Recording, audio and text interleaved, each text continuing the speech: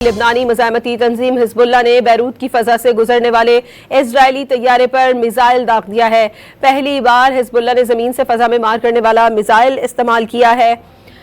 Hezbollah ने गुज़श्ता 24 घंटों में लिबनान और इजरायली इलाकों में 82 कामयाब ऑपरेशन करने का दावा किया है। इस दौरान टायर कस्बे के पास मजीद 2 इजरायली टैंक भी तबाह कर दिए गए।